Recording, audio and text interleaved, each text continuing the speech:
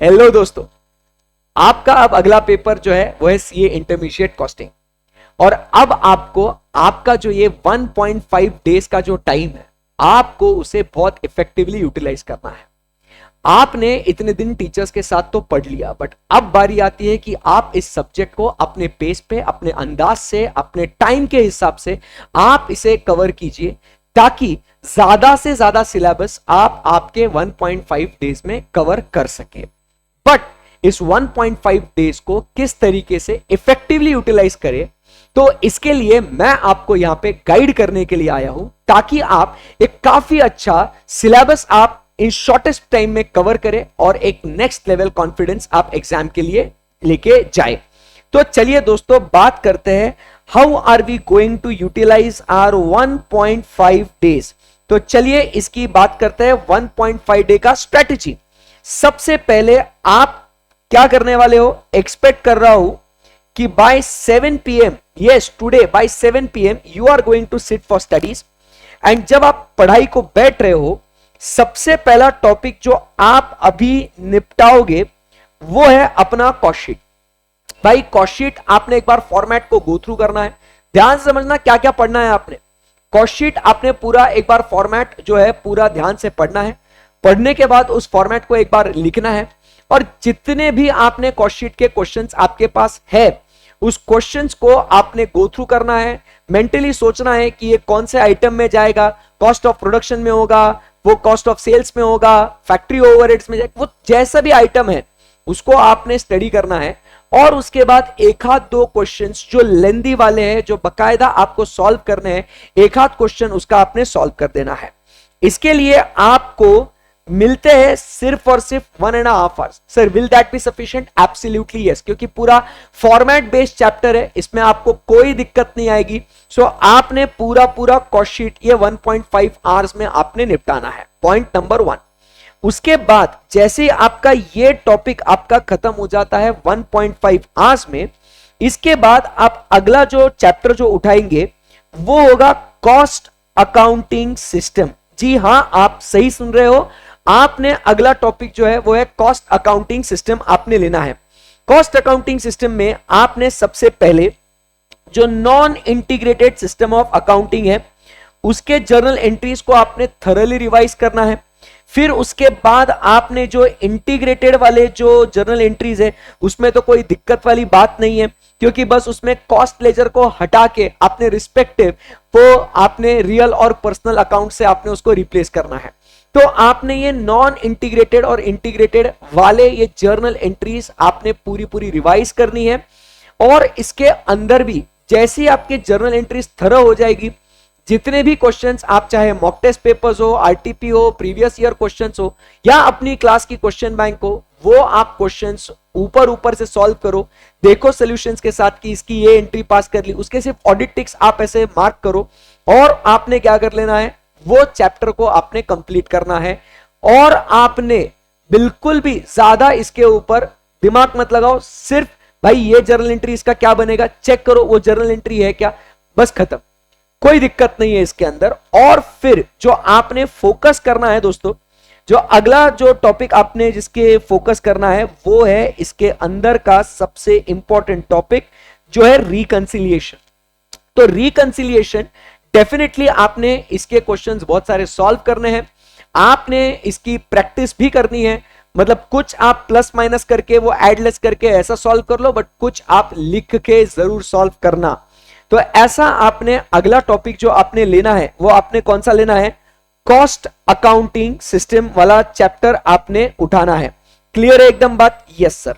तो इसके लिए लगभग आपको फिर से ये टॉपिक आपको कवर करने के लिए 1.5 आवर्स आपको बहुत ज्यादा सफिशिएंट है, ठीक है ना, इसमें कोई दिक्कत नहीं है, आपने करना है ये, अभी आपके पास ऑप्शन नहीं है, ठीक है। उसके बाद तीसरा जो टॉपिक मैं आज आपको बोलने जा रहा हूं वो आपने करना है कौन सा, तो वो है माय डियर फ्रेंड्स, वो है प्रोसेस कॉस्टिंग। देखिए प्रोसेस कॉस्टिंग जो है ये सिमिलर लाइंस पे चलता है, ठीक है ना, किसके हिसाब से, जो कॉस्ट अकाउंटिंग सिस्टम में आप कर रहे हो, अकाउंट्स बना रहे हैं, लेजर्स बना रहे हैं, उसमें भी पोस्टिंग हो रहा है, तो वो उसी तरीके से वो सीक्वेंस में आपका चलेगा। प्रोसेस कॉस्टिंग आपने करना है। प्रोसेस कॉस्टिंग को ज्यादा समय देंगे हम लोग, 2 घंटे हम लोग यहां पे प्रोसेस कॉस्टिंग को देंगे। इसके अंदर जो आपने फोकस करना है भाई, बाकी सब तो ठीक है, आपका जो दर्द है उसी के ऊपर आपने फोकस करना है। तो जो इक्विवेलेंट यूनिट्स है और उसमें जो आपका फीफो एंड जो आपका वेटेड एवरेज जो है, तो उसको किस तरीके से आपने उसको सॉल्व करना है, इक्विवेलेंट यूनिट्स बराबर, वो आपने देखना है। बाकी फिर वो routing through stock accounts, inter process profits, उसमें कोई दिक्कत नहीं है, उसके भी क्वेश्चंस आप देख के तो जरूर जाना बराबर। बट मेक श्योर कि आप जो है क्या करोगे, अगला टॉपिक आप प्रोसेस कॉस्टिंग लोगे। सो यहां पे आपकी अभी लगभग 5 घंटे की पढ़ाई हो चुकी है, मतलब 7 से 8, 9, 10, 11, 12 बज चुके हैं। आपने अगर लगता है आपको कि और आपको पढ़ाई करनी है तो आप कंटिन्यू करें, नहीं तो आपने चुपचाप अभी सो जाना है। थक गए हो, पेपर दे के आए हो, तो यहां पे आपका 5 घंटे की स्टडीज आपकी खत्म होती है और 3 ऐसे चैप्टर्स आपके खत्म होते हैं कि जिसके ऊपर नहीं बोला तो भी 20 से 25 नंबर, 15-20 नंबर के तो क्वेश्चंस आपको पूछे जाते हैं। कॉस्ट शीट का आ जाता है, कॉस्ट अकाउंटिंग सिस्टम का आता है और प्रोसेस कॉस्टिंग का भी आता ही आता है। करेक्ट है? Yes sir. ये प्लान अब आगे बढ़ रहा है अगले दिन पे, और 12 बजे देखिए 12 बजे आप सोए हो, ध्यान से सुनना। तो यहां पे फिर से मैं एक्सपेक्ट कर रहा हूं कि आप फिर से अब आपके नींद से उठ के बाय 7 AM 7 बजे एग्जाम का समय है। ध्यान से सुनना, जो सोवत है वो खोवत है, जो जागत है वो पावत है। चुपचाप सुबह 7 बजे उठ जाना और पढ़ाई को बैठ जाना, ठीक है ना। 7 बजे जब आप उठोगे तो सबसे पहले आप टॉपिक जो लोगे वो लोगे आप कौन सा, मटेरियल कॉस्टिंग, ठीक है ना।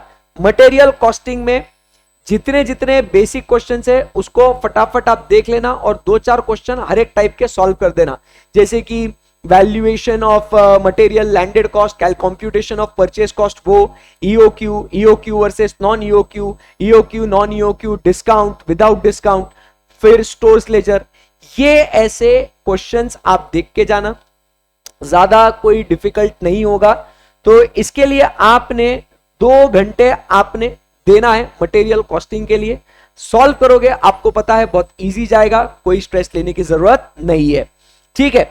उसके बाद आपको मैं बता रहा हूं अगला चैप्टर आपने कौन सा लेना है, मेरी बात ध्यान से सुनना। अगला चैप्टर जो आपने लेना है वो लेना है आपने स्टैंडर्ड कॉस्टिंग वाला। अरे सर स्टैंडर्ड कॉस्टिंग वाला, हम तो सोचे थे लेबर लेना है। नहीं भाई, आपने स्टैंडर्ड कॉस्टिंग या अगला चैप्टर लेना है और इसमें भी आपने लगभग 2 घंटे आपने देने हैं। काफी मतलब क्यों बता रहा हूं, पूरा अच्छे से आप समझना।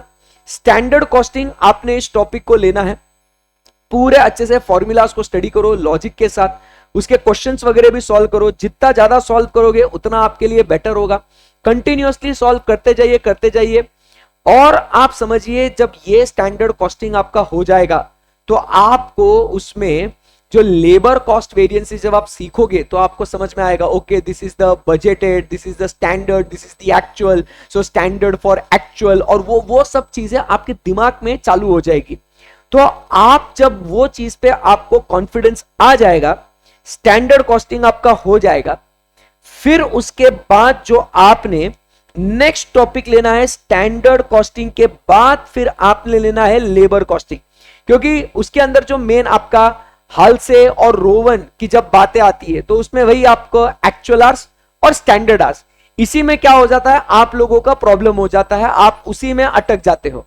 तो इसीलिए पहले अगर आप स्टैंडर्ड कॉस्टिंग कर लोगे तो आपका लेबर कॉस्टिंग, मजाक नहीं कर रहा हूं, बहुत इजी हो जाएगा। बाद में फिर वो लेबर टर्नओवर रेशियोज तो है तो वो बहुत आसान हो जाएंगे आपके लिए, तो कोई दिक्कत नहीं। क्योंकि प्रॉब्लम क्या होती है लेबर कॉस्टिंग में, साइकोलॉजिकली आप लोगों को दर्द लगता है, वो डर लगता है कि भाई कैसे होगा, प्रॉब्लम है। तो कुछ नहीं, पहले स्टैंडर्ड निपटा फिर उसके बाद लेबर कॉस्टिंग पे आ जाना। क्लियर है एकदम? Yes sir. तो ये भी हम लोग लगभग आपको यहां पे लेबर कॉस्टिंग बहुत छोटा चैप्टर है, यहां पे आप 1.5 आवर्स आप इसको डिवोट करना। देखिए मैं आपको ये नहीं बोलूंगा कि आपने ब्रेक कब लेना है, क्या करना है, मैं बस आपको बता रहा हूं इस टाइम पे स्टार्ट कर लेना, और अगर स्टार्ट अपने टाइम पे कर रहे हो तो इतना इतना टाइम और ये सीक्वेंस फॉलो कर लेना, बस ये बता रहा हूं मैं आपको, ठीक है। लेबर कॉस्टिंग आपने खत्म करना है। सो यहां पे आपका मटेरियल, स्टैंडर्ड और लेबर कॉस्टिंग, ये आपके इंपॉर्टेंट टॉपिक्स आपके हो जाते हैं। अब आप अगर देखोगे कि सर यहां पे अभी हमने है ना सर बैक टू बैक बहुत ज्यादा दिमाग लगा दिया, 3 बड़े बड़े टॉपिक्स हमने कवर कर लिए। अब हम क्या करेंगे, इसके बीच में छोटे मोटे जो एकदम पप्पू से एकदम जो इजी जो टॉपिक्स है उसको हम लोग इंट्रोड्यूस करेंगे, ताकि आपको थोड़ा क्या हो जाए, एक रिलैक्स लगे, आसानी से आपका सिलेबस, नंबर ऑफ चैप्टर्स भी आपके ऐसे दिखेंगे कि हाँ भाई ज्यादा हो रहे हैं, तो वो वाले टॉपिक्स हम लोग कवर करेंगे। सो इसमें आप लोग जो लेंगे वो एकदम बेसिक आपका यूनिट एंड बैच कॉस्टिंग, आप इसको आप करेंगे, यूनिट एंड बैच कॉस्टिंग इसको आप निपटाएंगे, ठीक है। यूनिट एंड बैच कॉस्टिंग के बाद आप नेक्स्ट टॉपिक जो लेंगे वो होगा जॉब कॉस्टिंग, एंड आप ये 2 टॉपिक्स फटाफट आप क्या कर देंगे, खत्म कर देंगे। ये इन दोनों टॉपिक्स को यूनिट एंड बैच कॉस्टिंग बच्चों 1.5 आवर्स से ज्यादा नहीं देना है आपको, क्योंकि जो बैच कॉस्टिंग है ऑलमोस्ट सिमिलर टू उसमें ईबीक्यू वाले वो जो क्वेश्चंस आप ईओक्यू में कर चुके हो, और जॉब कॉस्टिंग, यूनिट कॉस्टिंग मतलब हार्डली कोई ऐसा डिफरेंस है, और कॉस्ट शीट बनाने ही उसमें, और कॉस्ट शीट वाले प्रॉब्लम्स भी आपने ऑलरेडी सॉल्व कर लिए हैं। तो ऐसे आपने बीच में एक रिलैक्स्ड वाले इजी टॉपिक्स आपने कर लेने हैं। सो दोनों टॉपिक्स आपने 1.5 घंटे में आपने निपटाना है। क्लियर है एकदम? Yes sir. फिर उसके बाद जैसे आपको लगता है अभी थोड़ा रिलैक्स हो चुके हैं, बढ़िया एकदम माहौल बन चुका है, सो यहां पे नेक्स्ट टॉपिक आप जो लेंगे चैप्टर नंबर 6, वो आप लेंगे कौन सा, ओवरहेड्स वाला, ठीक है ना। ओवरहेड्स को आप लगभग 2.5 आवर्स आप दे देना, ठीक है ना। और उसी के साथ आप क्लब कर लेना कौन सा चैप्टर, एक्टिविटी बेस्ड कॉस्टिंग, ये दोनों आपको साइमल्टेनियसली आपके हो जाएंगे। सो एक्टिविटी बेस्ड कॉस्टिंग को लगभग आप अलग से 1 आवर आप दे देना, ठीक है। सो ऐसे 3.5 आवर्स में क्या हो जाएगा, आपका जो एक्टिविटी बेस्ड कॉस्टिंग वाला चैप्टर भी जो है ये, और ओवरहेड्स वाला चैप्टर भी जो है ये खत्म हो जाएगा, ठीक है ना। क्योंकि दोनों सेम ही है, क्वेश्चंस दोनों के आते हैं, एक तो ट्रेडिशनल से सॉल्व करो या एक्टिविटी, वही अपॉर्शनमेंट करना है। अगर आपको लगता है इसमें आपका टाइम कम हो जाएगा तो इट्स ओके, बट इसके अंदर आपने जो ध्यान में रखना है तो वो आपने पूरा अच्छे से क्या ध्यान में रखना है कि जो अपॉर्शन करने के जो बेसिस है, वो अपॉर्शनमेंट के बेसिस आप सही तरीके से आप क्या कर लो, आप वो उसको याद कर लो। क्वेश्चंस में वही देखना है कि इसका बेस क्या है, कहां पे कोई वेटेड बेस लेना है, कहां पे कोई सिंगल बेस है, क्वेश्चन के हिसाब से आपको देखना है। डायरेक्ट सर्विस डिपार्टमेंट के लेने हैं, बट डायरेक्ट प्रोडक्शन डिपार्टमेंट्स के नहीं लेने होते हैं, तो वो जो छोटी छोटी चीजें हैं उसके ऊपर आपने फोकस करना है। और ऐसे करके आपने क्या कर देना है दोस्तों, आपने आपका ओवरहेड्स और एक्टिविटी बेस्ड कॉस्टिंग या आपने फिनिश करना है। क्लियर है एकदम? Yes sir. उसके बाद आपने नेक्स्ट टॉपिक पे जो आना है, now it is your choice कि आप कौन सा टॉपिक प्रेफर करते हो। अगर आप प्रेफर करते हो कि चलिए सर थोड़ा बहुत डिसीजन मेकिंग वाला चैप्टर करा जाए, तो मार्जिनल कॉस्टिंग आप कर लो, या आप उसके बाद सर्विस कॉस्टिंग कर लो, ठीक है ना। तो आप इसके हिसाब से आप देख लो आपको कैसे कैसे कौन सा जो टॉपिक है आप शफल कर सकते हो, उसमें कोई दिक्कत नहीं है। इसको आप 2 घंटे दीजिएगा और इसको भी आप 2 घंटे दीजिएगा, क्योंकि दोनों में क्या होता है ना, बहुत ज्यादा है ना दिमाग लगाना पड़ता है। फॉर्मूलाज बराबर से आने चाहिए, वो अपना ton kilometre, commercial kilometre, passenger kilometre, वो कितना डिस्टेंस, कितने नंबर ऑफ पैसेंजर, वो सारी चीजें जो है ना वो इधर आपके दिमाग को हिला डालेगी। तो इसको आराम से आप टाइम दीजिएगा। मार्जिनल कॉस्टिंग से स्टार्ट करना है या आपको सर्विस कॉस्टिंग से स्टार्ट करना है, चॉइस इज कंप्लीटली योर्स। आपको जो ठीक लगे आप वो कर लेना। और अगर आपको लगता है कि सर इसमें कुछ नहीं, कोई शफल करने की कोई गुंजाइश ही नहीं है इसके अंदर, आपने यही सीक्वेंस फॉलो करना है। और आखिरी में फिर उसके बाद आप बजट कॉस्टिंग रात में आप क्या कर सकते हो, इसको आप कर सकते हो, या आप नेक्स्ट डे भी बजट कॉस्टिंग आप कर सकते हो। पहले एक बार कितने घंटे पढ़ाई होगी आपकी देख लेते, 2 4 5 6 7 8 9 10 11 12 13 14, यस। तो आपकी 14 आवर्स की तो प्रिपरेशन हो चुकी है। बीच बीच में आप जो ब्रेक लोगे, कोई कोई टॉपिक्स को आपको ज्यादा समय लग सकता है, कोई कोई को आपको कम लग सकता है, तो इसीलिए तो आप नेक्स्ट डे आप क्या कर सकते हो, एग्जाम के जाने से पहले सुबह सुबह जल्दी उठ के बजट कॉस्टिंग करके जा सकते हो। एंड फिर उसके बाद पेपर को जाने से पहले पहले पीवाईक्यू या एमटीपी, रुको इधर नहीं, बजट कॉस्टिंग तो आपने नेक्स्ट डे करना है, और बीच में इधर जो आ रहा है आपका बिफोर स्लीपिंग, आपने पीवाईक्यू, एमटीपी या आरटीपी में के जितने भी थ्योरेटिकल क्वेश्चंस है, बराबर है कि नहीं, उसको आप गो थ्रू कर लो एक बार। उसके टेक्निकली आंसर्स कैसे लिखने, क्या लिखना है, वो आप एक बार गो थ्रू कर लेना। And then you are done for the day. And next आप मतलब जो एग्जाम वाला डे है, आप बजट कॉस्टिंग आप पढ़ के चले जाना। तो इस तरीके से my dear friends, this should be your ideal strategy. I believe all our topics are covered: material, labor, overheads, cost sheet, cost accounting system, activity, unit batch, job, process, joint product, by product रह गया sir एक। तो yes, आप ये next day budget and yes ये भी JP BP, आप ये नेक्स्ट डे पे आप इसको छोड़ सकते हो ये। हाँ, क्योंकि इसके अंदर क्या है, वो सिर्फ खर्चे बांटने का ही तो है, वो अपोर्शनमेंट के लिए जो है।